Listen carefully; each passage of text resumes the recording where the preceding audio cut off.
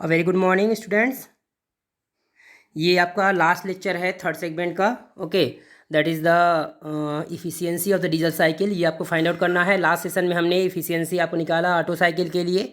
Okay, और during इस session में आपने सारी चीज़ें कवर कर ली ऑलमोस्ट। आपका जितनी भी वर्किंग है, चाहे आपका 4 स्ट्रोक SI इंजन हो, 4 स्ट्रोक CI इंजन हो, 2 स्ट्रोक SI इंजन है, 2 स्ट्रोक CI इंजन, ठीक है। ये वर्किंग देख लिया आपने, नॉमेनक्लेचर देख लिया, सारे टाइप क्लासिफिकेशन देख लिया IC इंजन की, ठीक है। पंप्स आपने कवर कर लिया, रेसिप्रोकेटिंग पंप क्या होता है, सेंट्रीफ्यूगल पंप क्या होता है, दैट मीन्स आपने डिटेल में एनालिसिस की सारी चीज़ें, ठीक है। अब हम लोग जो बात करेंगे आपका यहाँ पे डीजल साइकिल की एफिशिएंसी फाइंड आउट करेंगे।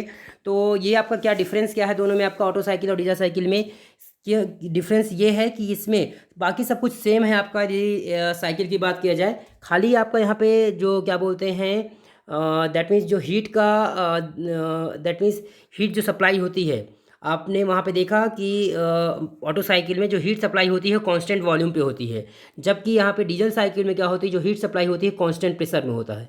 जबकि हीट रिजेक्शन दोनों ही केस में, चाहे आपका ऑटो साइकिल हो या फिर डीजल साइकिल हो, दोनों ही केस में आपका जो हीट का रिजेक्शन होता है किस में होता है आपका, वो कांस्टेंट वॉल्यूम पे होगा, ठीक है। यानी कि आपका जब यहाँ पे हीट सप्लाई की बात करेंगे, जो आपने ऑटो साइकिल में QG बराबर की हीट जनरेटेड QG बराबर या हीट सप्लाई QS बराबर क्या लिया था आपने, MCV लिया था आपने, NCV डेल्टा T लिया था। यहाँ पे हीट सप्लाइड क्या लेंगे आपका, MCP लेंगे, specific heat for constant pressure. Okay, जबकि रिजेक्शन जो होगा वो आपको वही रहेगा, MCV डेल्टा T ही रहेगा, ठीक है। T4 - T1 आ जाएगा वो, ठीक है। क्लियर है? ओके, तो देखिए यहाँ पे प्रोसेस आपको thermodynamic cycle for low speed CI या फिर कंप्रेशन इग्निशन या diesel engine, reversible adiabatic compression expansion, इसमें भी यही होता है same. Constant pressure heat addition, जो हीट एडिशन होता है क्या होता है, कांस्टेंट प्रेशर पे होता है। और जो चौथा है आपका heat rejection at constant volume, ठीक, ध्यान रखिएगा।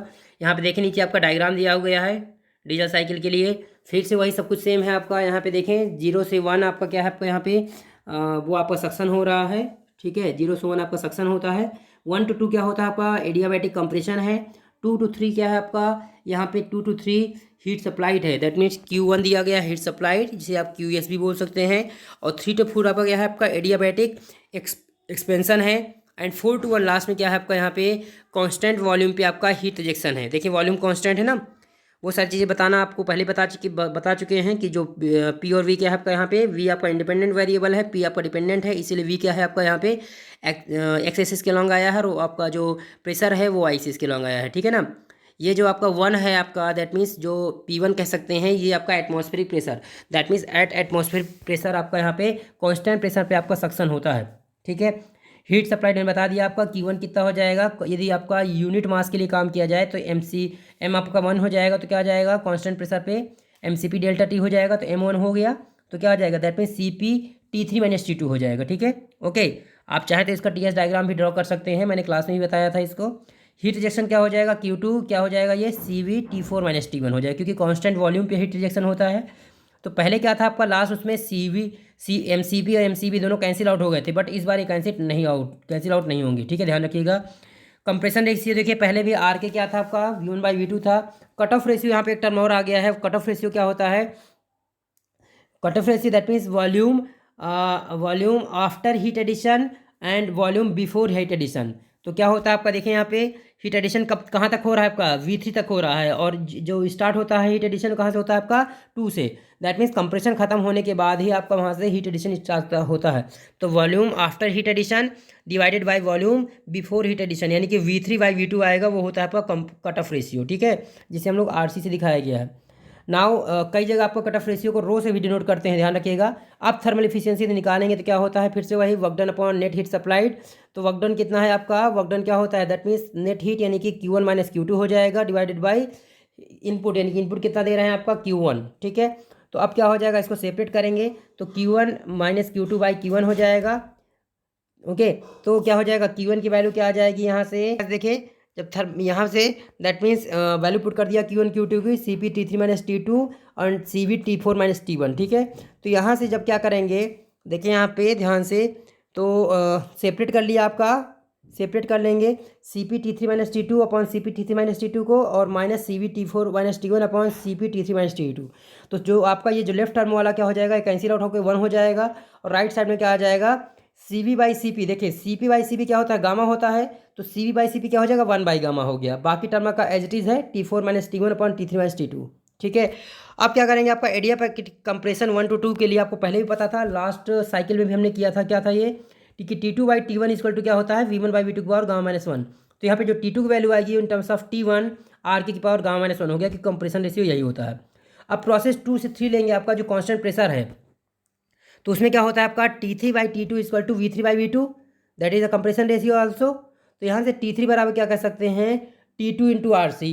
ठीक है, और T2 वैल्यू क्या है आपका, वो T1 के टर्म में T1 इंटू आर की power gamma minus 1 into are c हो गया। फिर से अगेन एडियाबैटिक आपका एक्सपेंशन लेंगे 3 से 4 में, तो क्या हो जाएगा एक्सपेंशन रेशियो के लिए temperature ratio, that is the T4 by T3 equal to क्या हो जाएगा, एडियाबैटिक है आपका, तो V3 बाई V4 की पावर गामा माइनस 1। ओके, अब क्या कर रहे हैं यहाँ पे, V2 से मल्टीप्लाई कर रहे हैं और V2 से डिवाइड कर रहे हैं। ठीक है, तो क्या हो जाएगा V3 by V2 into V2 by V4। तो जो V3 बाई V2 है that is the compression ratio, r c power gamma minus 1 हो जाएगा।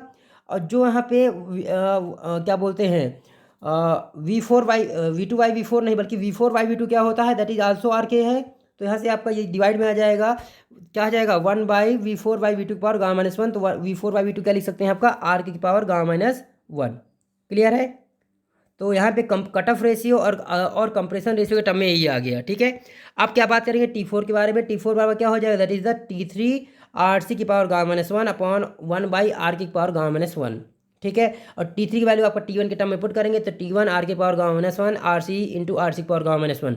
तो r c into R C की पावर गामा माइनस 1 क्या हो जाएगा, आर सी की पावर गामा हो जाएगा। ठीक है, दैट मीन्स ओके, तो यहाँ से जो वैल्यू आ जाएगी, यहाँ पे टोटल आ जाएगा T1 इंटू आर सी आ जाएगा। अब इसको इफिशियंसी में पुट कर देंगे, तो क्या हो जाएगा 1 माइनस जो ऊपर टर्म आया है 1 by gamma T4 minus T1 upon T3 minus T2। तो 1 माइनस 1 बाई गामा, और जो हर जगह जो कॉमन है आर की पावर गामा माइनस 1 ये बाहर आ गया, ऊपर क्या बचेगा आपका आर सी की power gamma minus 1 upon r सी की पावर आर सी माइनस 1। ठीक है, तो ये आपकी इफिशियंसी आ गई डीजल साइकिल की।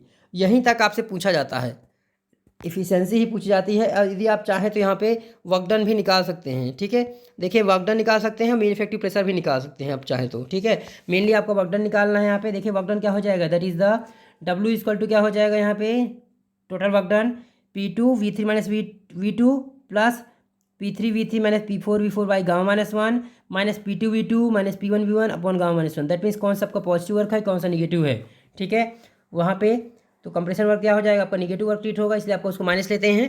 तो क्या हो जाएगा P2 RC V2 minus V2 again, क्योंकि V3 की वैल्यू आपका V2 के टर्म में रख दिया हमने।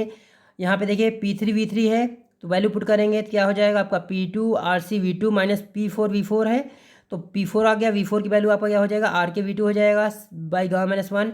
Similarly P2 V2 minus P1 into V1 की वैल्यू क्या कर दिया आपका आर के इंटू V2, क्योंकि आपको देखो V4 क्या आपका V1 के बराबर है, सारी वैल्यू पुट कर दिया यहाँ पे।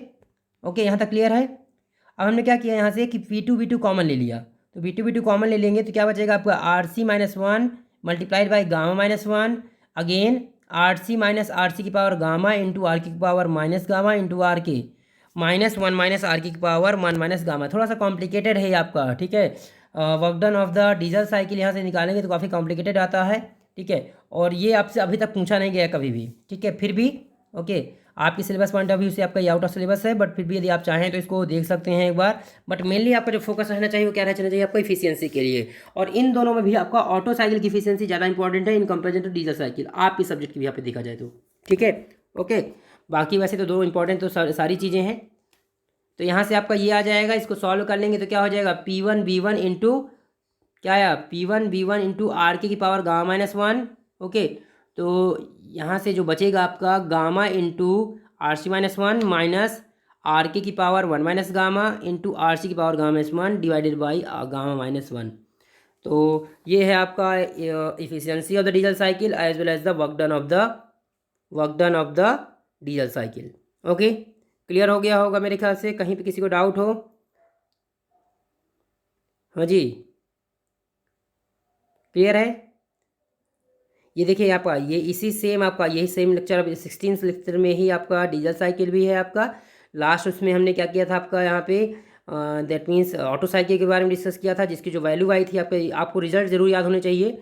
और efficiency of the auto cycle क्या आती है 1 माइनस 1 बाई आर के की पावर गामा माइनस 1, जबकि आपका यदि डीजल साइकिल की बात करेंगे तो डीजल साइकिल की जो इफिशियंसी आई है वो कितनी है, देखें यहाँ पे रिजल्ट आप इसलिए बोल रहा हूँ ताकि यदि आपको एग्जाम में डायरेक्ट इफिशियंसी पूछ लिया तो आपको पता होना चाहिए। तो efficiency of the diesel cycle क्या हो जाएगा, 1 - 1/गामा × R की पावर गामा-1 मल्टीप्लाइड बाई RC की पावर गामा-1 अपॉन RC-1। ठीक है, तो रिजल्ट याद रखिएगा। ओके, फिर भी यदि कोई डाउट हो तो बिल्कुल आप कमेंट सेक्शन में पुट करें, मैं आपका उनको आंसर करूँगा। Okay, so for today that is more than enough. Thank you so much.